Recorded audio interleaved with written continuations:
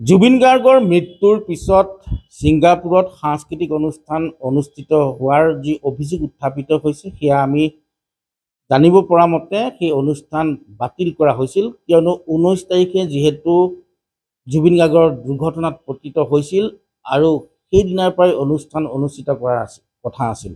তেজপুৰৰ পৰা ভায়লিনা বৰদলৈৰ নেতৃত্বত আঠজনীয়া এটি দল ছিংগাপুৰত গৈ উপস্থিত হৈছিল আৰু 19 তাৰিখে যিহেতু তেওঁলোকে অনুষ্ঠান অনুষ্ঠিত কৰাৰ কথা আছিল আৰু 20 তাৰিখে আছিল জুবিনৰ অনুষ্ঠান। মই আঠজনীয়া দলটোৰ তিনিজন প্ৰতিনিধি মোৰ লগত আছে। অমিত বড়ো আছে। মই অমিত বড়োৰ কাষলৈকে আহিব বিচাৰিছোঁ। তোমালোক কেইজন গৈছিলা, কি কি অনুষ্ঠানৰ বাবে গৈছিলা? আমি ভায়লিনা বৰদলৈৰ নেতৃত্বত আমি 7জন আছিলোঁ। ভায়লিনা বৰদলৈক লৈ পেলাই আমি 8জন হয় আৰু তাতে আমি গৈছিলোঁ সত্ৰীয়া, ভুৰতাল, তিৱা, হাজং আৰু বিহু অনুষ্ঠান আমি পৰিৱেশন কৰিবলৈ কাৰণে গৈছিলোঁ। আমি যেতিয়া 19 তাৰিখে তাত গৈ পাইছোঁ, আমি তাৰ আগতে আমি যেতিয়া ফ্লাইটত আমাৰ জাৰ্ণি হৈছে, ৰাতিপুৱা আমাৰ ফ্লাইট আছিলে, চ' আমি টোপনি ক্ষতি হৈছে, আমি কোনেও শুব পৰা নাই। তাতে আমি যেতিয়া 19 তাৰিখে পাইছোঁগৈ, আমাৰ অৱস্থা বহুত দুৰ্বল হৈ আছিলোঁ, টোপনি ক্ষতি হৈ আছিলে। আমি গৈ পোৱাৰ পাছত আমাৰ লাঞ্চ চাঞ্চ কৰা মেলা হ'ল। তাৰপাছতে তাতে আপোনাৰ 5টা 5:30 মান বজাত আমাৰ তেজপুৰৰ পৰা মোলৈ ফোন গৈছে বা বিভিন্ন সকলোকে নিজে নিজৰ ফ্ৰেণ্ড চাৰ্কেলবিলাকে, আৰু তাতে নেটৱৰ্ক নাপায়, ইণ্ডিয়ান চিম নচলে। আমি তাতে হোটেলৰ ৱাইফাই লৈ পেলাই আছিলোঁ, হোৱাটছএপ কল কৰিছিলে, বহুতে কল কৰিছে। তেতিয়া আমি গম পাইছোঁ যে জুবিনদাৰ কথাটো সঁচানে বুলি মোক কৈছে। তো কি কথা, জুবিনদাৰ কি কথা, জুবিনদাৰ এক্সিডেণ্ট যে হৈছে এইটো সঁচানে, গম নাপাওঁ। তাৰপিছত নেটৱৰ্ক হৈ মেলি পেলাই আমি প্ৰথমতে ইমান চিৰিয়াছলি লোৱা নাই, কি হৈ আছে, খবৰ কি, কেনেকুৱা ধৰণৰ। তেতিয়ালৈকে তোমালোকে সেই বিষয়ে একো জ্ঞাত নহয়, একো জ্ঞাত হোৱা নাই। তাৰপাছত আমি যেতিয়া খবৰ কৰিছোঁ, তেতিয়া আমি গম পাইছোঁ যে তেখেত এক্সিডেণ্ট হোৱাটো সঁচা কথা। তাৰপাছত আমাৰ টাইম আছিলে 5:30 বজাত বাছ আহিব, বাছ আহি পেলাই আমাক ইভেণ্টলৈ লৈ যাব। তো আমি তেতিয়া ৰেডি হৈছোঁ। সেইদিনাখন 19 তাৰিখে আছিলে মিটিঙৰ আগত সত্ৰীয়া আৰু ভুৰতাল নৃত্য হ'ব, আৰু আমি ল'ৰা 3জন আছিলোঁ, ছোৱালী 5জনী। ছোৱালী কেইগৰাকীয়ে নিজৰ কষ্টিউম কৰিলে, সত্ৰীয়াৰ কষ্টিউম কৰিলে, আৰু আমি 3গৰাকী যি ল'ৰা আছিলোঁ, আমি কেইজনে ধুতি আৰু পায়জামা পিন্ধি লৈছোঁ। আমি তাতে আমাৰ অসমক দেখুৱাবলৈ গৈছোঁ।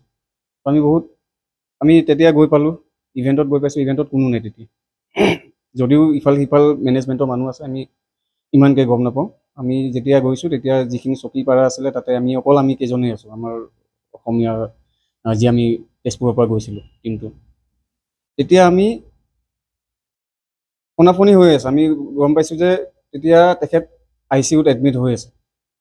তেতিয়ালৈকে আমি গম নাপাওঁ। আমি 6টা 6:30 মান বজাত চাগে আমাৰ তেতিয়া কনফাৰ্ম হৈছোঁ যে তেখেত ডেথ হৈছে বুলি। তাৰ পাছতহে আমি গম পাইছোঁ যে একচুৱেলি তেজপুৰতে আগতে নিউজটো পালে যে জুবিন দা ঢুকাইছে, আমি গম নাপাওঁ। আমি আছোঁ তেতিয়া একো নাই, আমাৰ অনুষ্ঠান কৰিবলৈ গৈছোঁ। তাৰপিছত 19 তাৰিখে সেইদিনা Sunteck convention and exhibition centre, তাত কোনো অনুষ্ঠান নহ'ল নেকি? কোনো অনুষ্ঠানেই নহ'লে। তাতে আমি যেতিয়া নিউজ পাইছোঁ, আমি অৱস্থা নাই আমাৰ। জুবিন দা আমাৰ মাজৰ পৰা এনেকৈ যাব বুলি আমি কেতিয়াও ভবা নাছিলোঁ। আমি তাৰপিছত তোমালোকক ক'লৈ লোৱা হ'ল, কেইদিন থাকিলা? তাৰপাছতে আমি তাৰ পৰা লগালগ বেক হৈছোঁ আমাৰ হোটেলত, য'ত আমাক ৰাখিছিলে, ভেলু থমছন বুলি। তো আমি হোটেললৈ বেক হ'লোঁ। হোটেলত বেক হোৱাৰ পাছত এতিয়া আমি এনেকুৱা এটা অৱস্থাত আছিলোঁ তাতে, না আমাৰ নিজৰ ইণ্ডিয়ান চিম চলে, না আমাক কোনোবাই কণ্টেক্ট কৰিব। আমাৰ যি ৱাইফাই পাইছোঁ, আমি সেই ৱাইফাইতে যদি কোনোবাই হোৱাটছএপত কল কৰিছে, আমাক পাই আছে। আৰু তাত আমাৰ ছিংগাপুৰ ফাৰ্ষ্ট টাইম গৈ আছোঁ, ইণ্ডিয়াৰ বাহিৰত। এতিয়া তাত আমি কেনেকৈ যাম, ক'ত লগ ধৰিম? এই অনুষ্ঠানৰ যিগৰাকী মূল উদ্যোক্তা আছিলে শ্যামকানু মহন্ত, তেখেতক তোমালোকে লগ পাইছিলা নাই? তেখেতক লগ পোৱা নাই।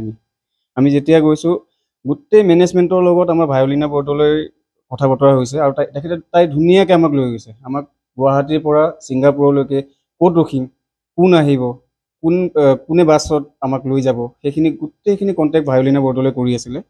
আৰু তাইৰ নেতৃত্বতে আমি ধুনীয়াকৈ ছিংগাপুৰ পাইছিলোঁগৈ, আৰু তাইৰ নেতৃত্বতে আমি 19, 20, 21 তাৰিখলৈকে আমি সেই হোটেলতে ৰখি আছোঁ। তাতে আমাক খোৱা বোৱা দিছে, ব্ৰেকফাষ্ট, লাঞ্চ, ডিনাৰ আমাক দিছে। কিন্তু 19 তাৰিখৰ পাছৰ পৰা আমি আকৌ ধুতি পিন্ধিব নাপালোঁগৈ, আমি যি অনুষ্ঠান কৰিব বিচাৰিছিলোঁ। হয়, যিহেতু তেওঁলোকৰ 22 তাৰিখে ৰিটাৰ্ণ টিকেট আছিল, গতিকে তেওঁলোকক 21 তাৰিখলৈকে নিৰ্দিষ্ট এখন হোটেলত ৰখা হৈছিল।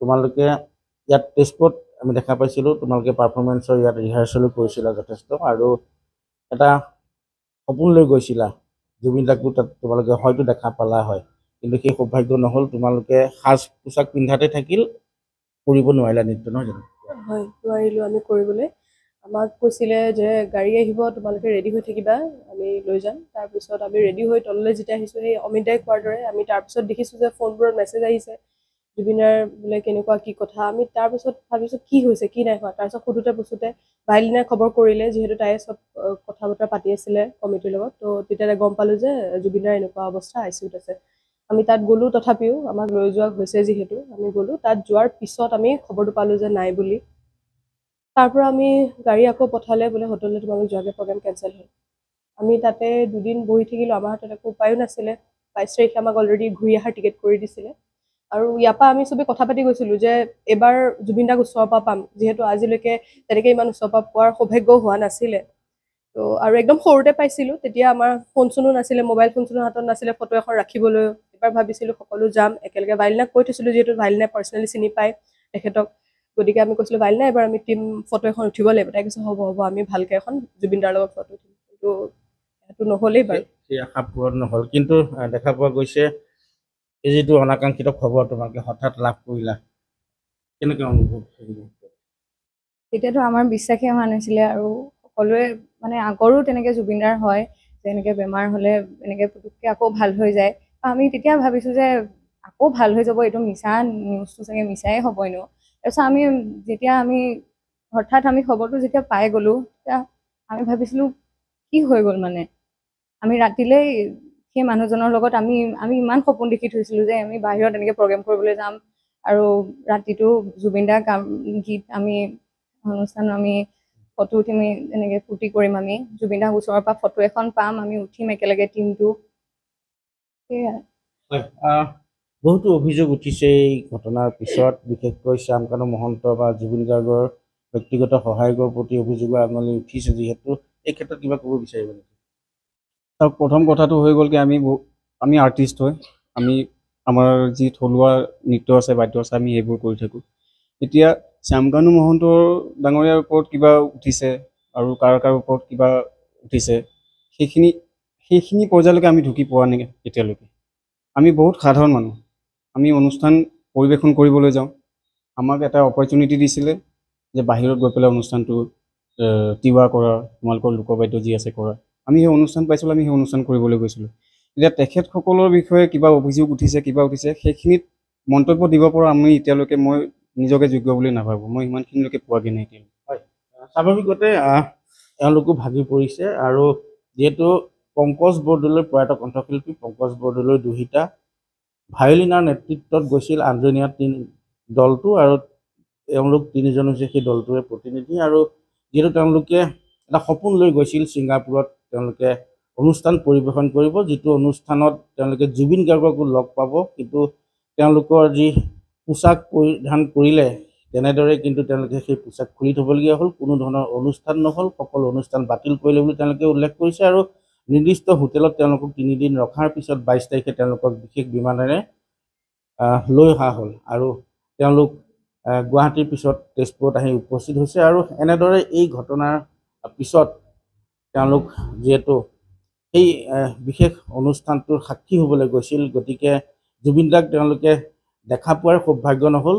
নেদেখাকৈয়ে আপোন শিল্পীজন আঁতৰি গ'ল যাৰ ফলত এতিয়া তেওঁলোকৰ বুকু আন অসমবাসীৰ দৰে জুবিন প্ৰেমীৰ দৰে তেওঁলোকৰ বুকু এতিয়া জুবিনক লৈ কান্দি উঠিছে আপুনি বিচৰা বাতৰি পাব কেৱল নিউজ 18 এপত নিউজ 18 এপ ডাউনলোড কৰিবলৈ স্ক্যান কৰক এই QR কোড গুগল প্লে ষ্টৰতো পাব এই নিউজ 18 এপ